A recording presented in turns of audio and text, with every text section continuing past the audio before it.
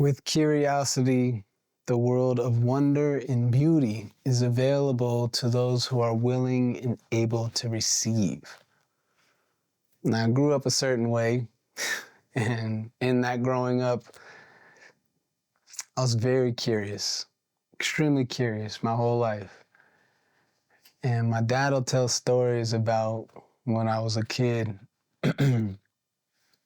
He describes me as what I would sum up as cautious. And a certain example that he talks about is pretty funny. He says, he'd offer me some food that I hadn't tasted before. And he said, hey, Zach, try this out, boy. I'll look at him, like, what is that, man? He said, just try it. I'm like, I don't know. He'll say, just try it. And I'll be like, nah. Like, I'm good. And I've always been curious. But the moment somebody would tell me, like, hey, you should try this, or hey, you should do this, I would be very skeptical. I mean, looking at him like, I don't know about that, dog. From when I was young, security wasn't like a high priority in my household, or at least something that was passed around. So I had my reasons for acting as such. And as a result, I was curious, but I wasn't willing to receive. Something that I am very grateful for is my opportunity to be able to participate in the CrossFit community, because the CrossFit community has received me with, open arms. And I don't know that, the CrossFit community doesn't really know who I am. I'm just a guy who shows up to gyms and works out right now. In the past, I've, been a part of the CrossFit community in different ways, but I've always felt accepted, challenged, and, not pushed away from the people I was around. I love the community of CrossFit, and what I would like to do is continue to venture out and find those relationships that are beautiful. I'm entirely certain that in the world of CrossFit, if you if you have the courage, if you're courageous enough to let yourself be vulnerable and to venture out into the world of CrossFit, I do believe you will find yourself in a situation where you have an option to cultivate beautiful relationships more times than not. And I don't use the term beautiful lightly. I mean it in a very specific way. Specific to each individual person, but specific. Some person I've had an opportunity to spend a little bit of time with, not a whole lot of time, but a little bit of time, is the owner of Snake River CrossFit. And she's a co-owner with her husband. They've owned it for, almost 2 years. And I've been into her gym a couple times, but from the first time I met her, interacted with her, I just thought she was badass. I thought she was one of those people that not just physically is beautiful, but she moves in a beautiful way. She treats people in a beautiful way. Everything that she does, it's just, a pleasure to be around her.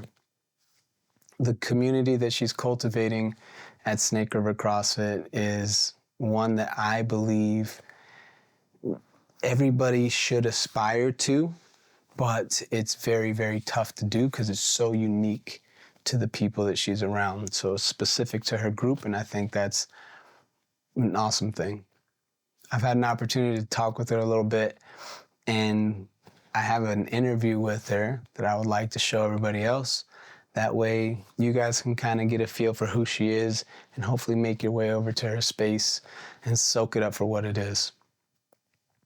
It's really, really easy to stay sheltered in your own little thing, your own little bubble, your own little circle. But I think the more we venture out and start to welcome the good that the world has to offer, at least the CrossFit world, I think you won't be let down. I'd like to introduce everybody to someone I would like to consider a friend, the owner of Snake River CrossFit. Her name's Megan Hanna. Megan Hanna. Don't forget it. I should have had this up the whole time. That would have been a little better. Damn. Hi, I'm Megan Hanna. Megan Hanna. Megan Hanna. Okay. Hi, I'm Megan Hanna. I'm Megan Hanna. Hell yeah. That's pretty much it. I'm Megan Hanna. I own Snake River CrossFit with my husband. This is my home away from home, and I love everything about it. I never thought opening a gym was like a career. I never thought of it as a job. I thought it was always like a side hustle that people did just to give others a place to get fit. What ways do you think people's lives change from just getting more fit? Like, who cares, right? I think there's a lot of confidence that comes with feeling better about yourself. Fitness is a very relative term. You could be fit by losing weight. You could be fit by getting stronger. I think there's a lot to be said about what fitness and health means to an individual. I talked with a guy, Ray, 83 years old, badass Ray. He is, the one word that always comes to mind is relentless. He's the most competitive son of a gun you'll ever meet. I actually took a picture the other day when I was doing deadlifts, so I show that to him once in a while. Just You got a strong deadlift? I did good. Yeah. One of the coolest things about him is he always chooses to take the road less traveled. He would rather things be harder for him for that bigger reward for himself. You step it up a little when you see someone else step it up, and you kind of challenge each other in a friendly way, you know. There's no trash talking. No trash talk? Well, a little. He'll let you know every time he beats you in a workout. He shows up, he supports other people. He's always trying to learn new things. He's kind, he has a heart of gold. He's the person people want to be. Everybody wants to be around him. He's just a good human. I wouldn't do any of this at home alone in my garage. I just wouldn't be motivated to do it. But this is it's a great group of people, and everybody is encouraging and supportive, and people take an interest, a genuine interest in each other here. We invest in each other, and there are great returns on that investment. I truly have tremendous gratitude for the blessings I have. And this is all a part of that. It's a blessing. I want to be the best there can be. I want to be the place that's known for changing lives. I want to have the most impact.